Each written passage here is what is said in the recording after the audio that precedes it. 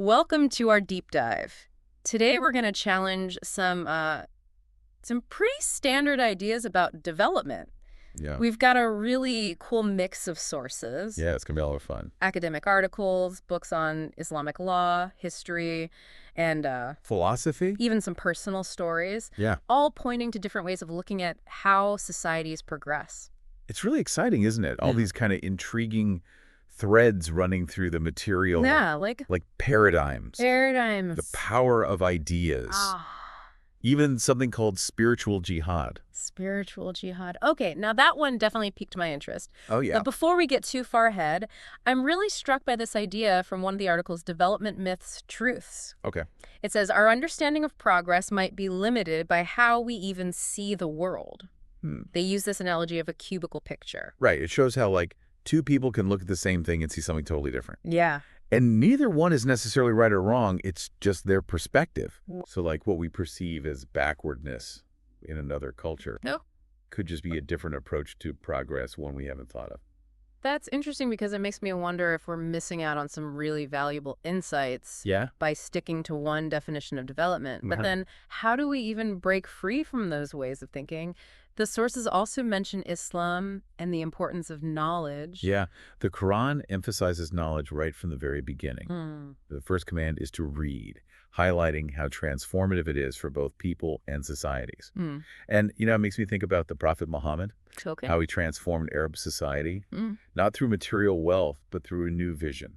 So you're suggesting that ideas are like a more potent driver of change than even economic resources? Absolutely. The sources challenge this whole idea of materialistic determinism. Okay. This idea that a nation's progress is only determined by its material circumstances. Okay.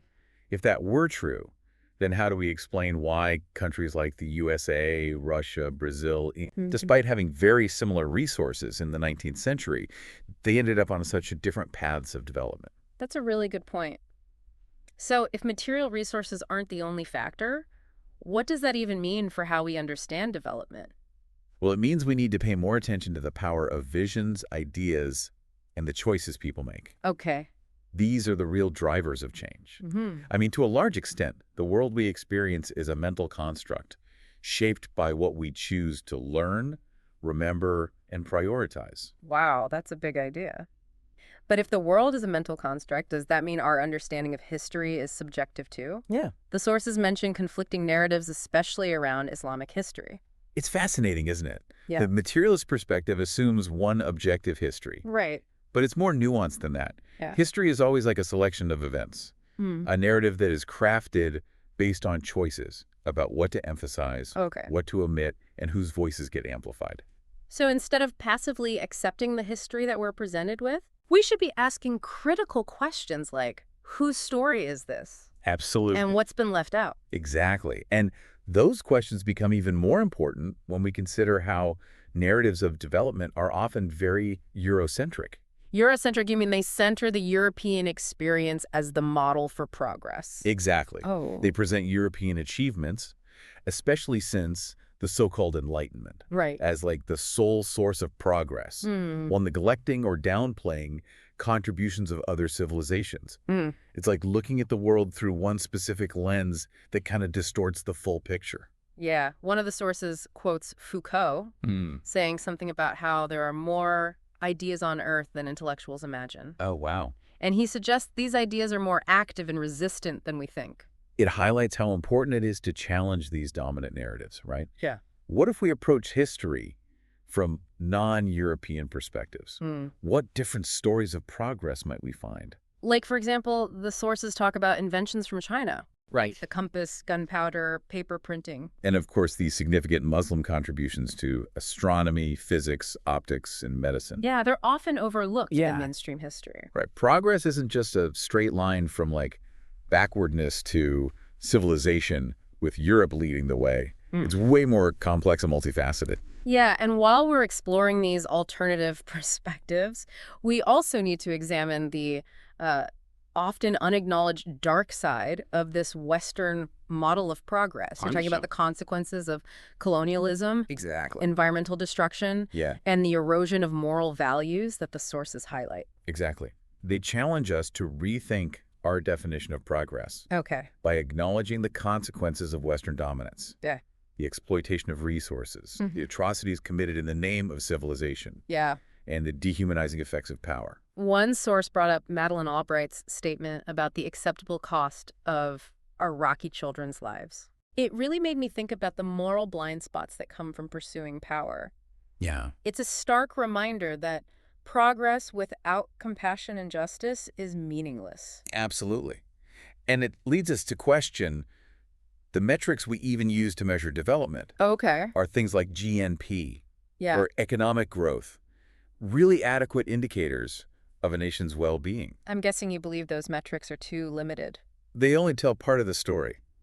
GNP, for instance, doesn't account for social and environmental costs. And even the concept of freedom, so valued in the West, can be problematic. Okay. When it masks huge inequalities and ignores the most vulnerable. The sources offer some alternatives to consider. Yeah. Justice, compassion, spiritual growth. It's a different way of thinking about what a good life is, a good society. It's about broadening our perspective. Yeah. Recognizing that development isn't just material advancement, but also about nurturing human flourishing on all levels, ethical, spiritual, and social. This is definitely a major shift in perspective. But before we get too lost in these big concepts, I'm curious to see how these alternative perspectives play out in the real world. What do you think? I agree. Let's dive into some of the details from the sources. Okay. Starting with a discussion on Islamic law and the hudud. It's something that often sparks controversy. Okay. But I think you'll find it really insightful. Islamic law and the hudud, that sounds a little intimidating, honestly. Yeah. But you've piqued my curiosity. Yeah. What's so insightful about it? Well, the hudud are a set of punishments within Islamic law. Okay. And they're often seen as really strict. Okay. But one of the sources presents this theory that they were actually shaped by, like, the practical needs of caravan merchants, back in 7th century Arabia. Caravan merchants. So we're talking about traders crossing deserts with valuable goods facing threats like theft and robbery. Exactly. Imagine their world, traveling long distances with silks and spices and other precious things, facing the threat of highway robbery, adultery, which could disrupt inheritances and business partnerships, false accusations. Right. All very real concerns for them. And the hudud addressed these concerns. That's what this source proposes. The hudud focus on crimes like theft, highway robbery, adultery, which, directly impacted these merchants. It suggests that these punishments, while they seem harsh to us today, might have been practical deterrents back then. In a time where, maintaining order and trust was vital for trade. I see the connection. Yeah. But Islamic law applies to all Muslims, not just merchants. Right. How does that work then? That's a good point, and the source acknowledges that the application of these laws evolved over time. Right. But it still offers a new perspective on how legal systems might start from the needs of specific groups and later become more broadly applied. Like, for example, the source mentions the requirement of 4 eyewitnesses for adultery. Right. That seems pretty difficult to prove. Right. It almost seems like it was designed to prevent accusations without strong evidence. Precisely. And this makes even more sense if you consider the context of a merchant returning from a long journey to find rumors about his wife. This high bar of evidence protects against unfounded accusations, which could ruin families and businesses. This is giving me a whole new way of looking at legal systems. Right. It's not just abstract principles, but also practical solutions to real-world problems. And this idea of looking beyond the surface applies to development, too. We talked about the limits of things like GNP and freedom. Right. But the sources also critique how we understand knowledge itself. Are they saying that focusing on a purely scientific worldview is limiting our progress? That's one argument being made. It's not about rejecting science, but acknowledging that there are other forms of knowledge, like ethical and spiritual knowledge, that are crucial for human flourishing. They argue that we've become too focused on what can be measured, and we've neglected the why behind the what. So it's like we figured out the how of progress, but lost sight of the purpose. Exactly. The values that should be guiding us. One source talks about the impact of logical positivism. Okay. This philosophy that dismisses anything that can't be scientifically verified as meaningless. And they argue this led to a decline in moral reasoning in the West. Okay. Because ethics and morality were no longer considered real knowledge. Interesting. Can we really solve global issues like poverty and climate change without a strong ethical framework? That's a good question. Yeah. The sources seem to say that even with all our technology, the West is struggling with moral decay and a sense of emptiness. There's a story about U.S. soldiers converting to Islam because they saw resilience and compassion in the Muslims they met. Yeah, it's like they were looking for something more. A spiritual grounding, a purpose beyond just material success. Right, and that brings us to this idea of spiritual jihad. To be honest, the word jihad makes me think of violence and extremism. It feels kind of at odds with this conversation. I understand. The term has been really misused. Okay. But these sources offer a different perspective. Okay. They describe spiritual jihad as this personal struggle for self-improvement, a constant effort to become a better person and to help others. So it's more of an internal battle against your own ego than a fight against others. Exactly. It's about cultivating compassion, empathy, generosity. One source even connects this to the Sufi concept of fana, the annihilation of the ego, which is about overcoming our self-centeredness to connect to something bigger than ourselves. This goes against a lot of what we're told today. We're always told put ourselves first. How does this spiritual jihad fit into development then? It suggests that true development isn't just about material progress or individual success, but about how we grow as human beings. It's about recognizing our connection to each other. And working for everyone's well-being, not just our own.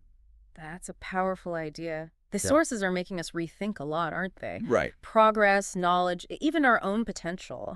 But how do we put these ideas into action? That's a great question. And I think the last part of our deep dive has some answers. These sources don't just point out problems. They give us examples of other ways to think about development. Ways that focus on things like justice, sustainability, and spiritual growth. Are you ready to explore those? Yeah, I'm definitely ready to explore those alternative pathways. It's encouraging, isn't it? The sources don't just complain. They offer ideas for a better world. And it all starts with recognizing that the world we see today with its problems, it's not inevitable. It's a result of choices we made. Paradigms and systems we've created. And if we created them, we can change them. That's a really hopeful thought. But I have to say the sources also show the challenges right. Environmental destruction, moral decay, power, corrupting people. It can feel overwhelming. It does feel kind of overwhelming. Where do we even begin? It's true. The problems are complex. But the solutions can be simple. One source focuses on education. Not just the kind that creates workers, but education that teaches critical thinking. Moral reasoning and responsibility for others. So it's about our potential as humans, not just the economy. One source contrasted how Islam and the West view wealth, saying that in Islam, wealth is a blessing if you use it for good, while in the West, it's often the goal no matter what. That's a big difference. It shows we need to change our values, redefine what success even means. What if we prioritized justice, compassion, spiritual growth? What kind of society could we build? One source talked about social capital, the trust and cooperation that were destroyed by colonialism. It makes you realize that development isn't just buildings and money. It's about communities and connections that give life meaning. You're right. True progress needs both material and spiritual aspects. Absolutely. It's about a world where people have their needs met. But also feel connected and valued. And empowered to contribute to something bigger than themselves. I really liked the story about the Hizmet movement, inspired by Fethullah Gulen. It emphasizes action, Serving others. Building bridges between cultures and religions. It's a perfect example of spiritual jihad. Putting your beliefs into practice, recognizing our shared humanity. Working together to create a more just and compassionate world. This deep dive has been eye-opening. I'm thinking about my own assumptions. But I'm also inspired to see there are other ways forward. Ways that put people first. That value compassion over competition. It all comes down to this. The world is shaped by our choices as individuals and as a whole. Yeah. We have a responsibility to use what we know to Yeah. create a world that reflects our best values. I think you put it Oh, perfectly. thank you. We've reached the end of our deep dive, It's been a great conversation. but this is just the start. Yeah. We encourage you to look at the sources yourself. Yeah, keep learning. Keep asking questions. And searching for new perspectives. And that can lead us to a better future. It's been a pleasure. Thank you for joining us. Thanks for listening. Until next time, keep learning and keep the conversation going.